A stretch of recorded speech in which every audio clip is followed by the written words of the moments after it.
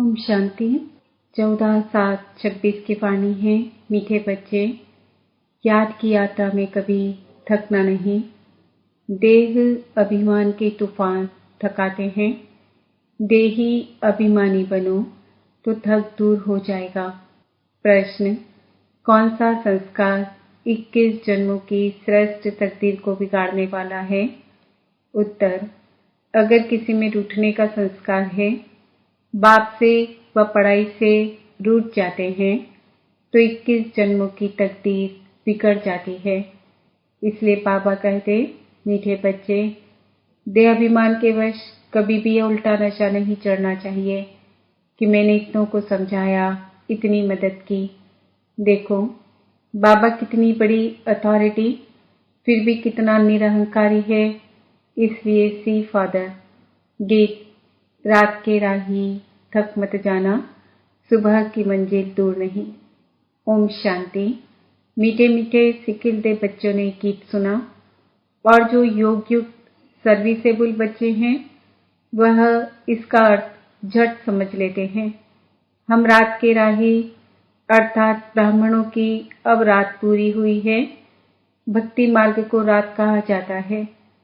आधा कल्प रात का पूरा होता है। हद का भी दिन और रात है। यह फिर ब्राह्मणों का आधा कल्प दिन और आधा कल्प रात होती है। इस समय जबकि बाप आते हैं तो अंधियारा है। प्रभात होने का पहला पूर्व है। सवेरा हो रहा है। बच्चे जानते हैं। अब बाप कहते हैं, मीठे मीठे बच्चे, याद की यात्रा में थक नहीं जाना। जैसे जिस्मानी यात्रा होती है, आगे पैदल जाते थे, बहुत धीरे धीरे बीच बीच में मंजिल बनी रहती है। मालूम रहता है हमको फलानी मंजिल पर ठहरना है। आगे बहुत श्रद्धा से पैदल जाते थे, उसमें बड़ी मेहनत है। अब यह तो बहुत सहज है। इसको कहा जाता है सहज याद व योग। सिर्फ बाप को याद करना है। थकने का मतलब ही है देह अभिमानी बनना। हाँ, इसमें कोई शक नहीं। माया के विघ्न पड़ेंगे, परंतु इसमें थक नहीं जाना है। थक जाने से देह अभिमान आ जाता है। बाप कहते हैं, बच्चे, शरीर निर्वाह के लिए काम तो करना है, उसके लिए छुट्टी है। 8 घंटा शरीर निर्वाह, 8 घंटा आराम, बाकी 8 घंटा इसमें दो। अभी तो पूरा 8 घंटा कोई देते नहीं। अंत में 8 घंटा तक रहेंगे। चार्ट को बढ़ाते रहो। यहाँ जब आकर बैठते हो तो याद दिलाई जाती है, जिसको तुम नेस्टा कहते हो।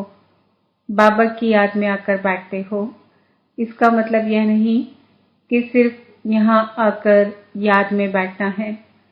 ऐसे बहुत हैं, समझते हैं 5-10 मिनट योग करके उठे, परंतु बाप तो कहते हैं धंधा दूरी करते, कहाँ आते जाते हो तो भी तुम योग में रहो। कहाँ गंगा स्नान आदि करने जाते हैं तो राम राम जपते हैं ना। यहाँ तुमको कुछ सिमरना नहीं है, सिर्फ बाप को याद करना है। यह बाप बच्चों से ही बात कर रहे हैं। तुम्हारा कल्याण ही है याद की यात्रा में। इसमें थकना नहीं है। इसमें तूफान बहुत आएंगे। तूफान कोई मिट्टी आदि के नहीं। माया के तूफान आने से बुद्धि का योग टूट जाता है। फिर देह अभिमान में आने से धंधा दूरी बच्चे याद आ जाते हैं। बाप कहते हैं, अब तो ये धंधा दूरी आदि सब खलास हो जाने हैं।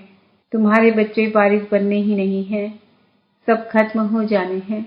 अभी तो वारिस बेहद के बाप के खड़े हैं। हद का वर्षा मुर्दाबाद होना है। साहूकार लोग समझते हैं अब बच्चा बड़ा होगा, शादी करेगा, फिर यह होगा। बाप कहते हैं अभी इतना टाइम नहीं है, इसलिए दुनिया से बिल्कुल मोह हटा दो। यह तो कब्रिस्तान है। धंधाधोरी बच्चों आदि के चिंतन में मरेंगे तो मुफ्त अपनी बर्बादी कर देंगे।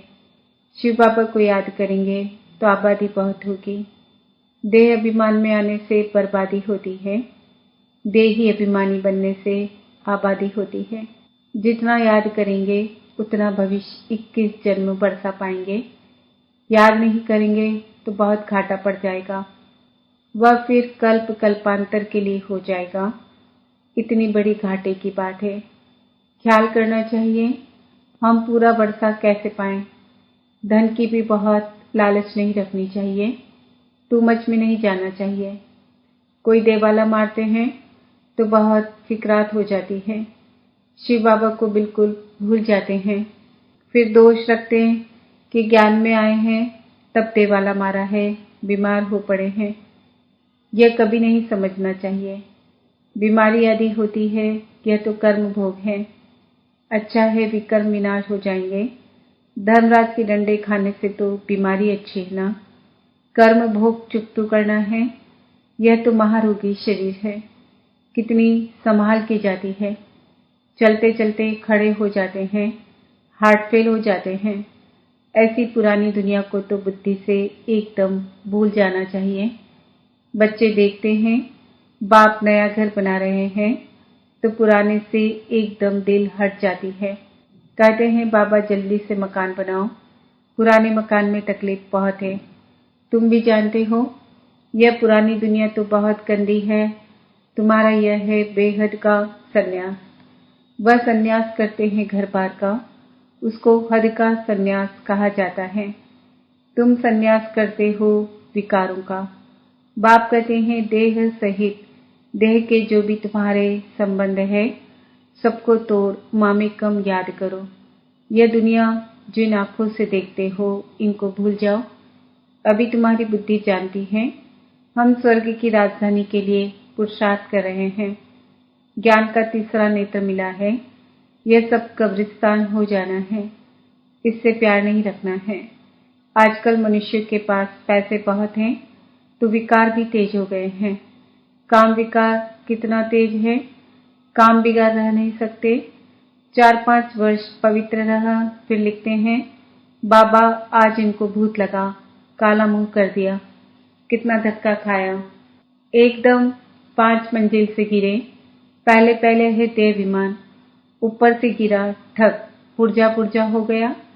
खलास, हड्ड गुड बिल्कुल ही टूट जाते हैं। फिर पुरुषार्थ करने में टाइम लगता है। यह है सबसे बड़ी चोट। इसलिए बाबा कहते हैं काम महाशत्रु है। विकार को ही पतितपना कहा जाता है। कहते हैं बाबा हमको पतित से पावन बनाओ। भारत में ही संपूर्ण निर्विकारी थे ना। भारत ही निर्विकारी था, अब भारत विकारी है। संपूर्ण निर्विकारी सूर्यवंशी को कहेंगे। भल रामचंद्र के राज्य में भी विकार की बात नहीं रहती, परंतु कला तो कम हो जाती है। 1250 वर्ष कम हो गए तो वह दुनिया की ताकत तो कम हुई ना। इसलिए उनको सतो प्रधान फिर सतो कहा जाता है। तुम चाहते हो हम मम्मा बाबा को फॉलो कर सूर्यवंशी महाराजा महारानी बने। इसमें तकलीफ व खर्चे आदि की तो बात ही नहीं है। इसमें मुख से कुछ बोलना भी नहीं है, सिर्फ याद करना है। इसको ही सहज योग कहा जाता है। इसमें बड़ी मेहनत चाहिए। बाबा के आगे तो सब महारथी है। इसमें योग पूरा चाहिए तब कुछ तीर लगे। योग बल है ना। योग की बहुत कमी है। विघ्न भी योग में बहुत पड़ते हैं। बेहद का बाप मीठे मीठे बच्चों को बैठ समझाते हैं। बच्चे बाप से व पढ़ाई से कभी रूठना नहीं। रूठेंगे तो 21 जन्म तकदीर से रूठेंगे। बड़े अच्छे अच्छे बच्चे भी रूठ पड़ते हैं। नशा चढ़ जाता है देह अभिमान का। मैंने इतनों को समझाया है। देह अहंकार आने से गिर पड़ते हैं। इसमें अहंकार नहीं आना चाहिए। शिव बाबा को कोई अहंकार है? कितना निरहंकारी है और है कितनी बड़ी अथॉरिटी। कहते भी हैं मैं साधारण तन में साधारण घर में आता हूँ, साहूकार के घर में थोड़े ही आता हूँ। तो अब बच्चों को जागना है। बाबा युक्तियां तो बड़ी अच्छी बतलाते रहते हैं। तुम बच्चों की ही देरी है। ड्रामा अनुसार अर्जुन अवस्थाएं जोर नहीं भरी है, आगे चल जोर भरेंगी। हम गवर्नमेंट को इतला करते हैं कितने इतने वर्षों में स्वर्ग की स्थापना हो जाएगी। यह अखबार आदि में मनुष्य पढ़ेंगे तो आकर तुमसे पूछेंगे थोड़े वर्ष के अंदर स्थापना होगी तो विनाश भी जरूर होगा, ढेर आएंगे। यह प्रॉपर्टी आदि थोड़े समय के लिए है। इस प्रॉपर्टी को तुम कोई प्रॉपर्टी थोड़े ही समझते हो। तुम जानते हो यह तो थोड़े रोज के लिए है। यह मकान आदि रहने के लिए बनाए हैं, क्योंकि मधुबन में बहुत बच्चे आते हैं रिफ्रेश होने के लिए। हेड ऑफिस मधुबन है। आज तुम क्या करते हो, कल क्या करेंगे? यहाँ तपस्या करते हो, फिर दिल्ली, वृंदावन आदि में जाकर राज्य करेंगे। हमारा यादगार कैसे खड़ा है, यह अच्छी रीति दिखाना है। जो काम हम अभी कर रहे हैं 5000 वर्ष पहले भी किया था। पहले पहले शिव बाबा के मंदिर बनाते हैं, बाकी देलवाड़ा मंदिर आदि तो बाद में बने हैं। बुद्धि से काम लेना होता है।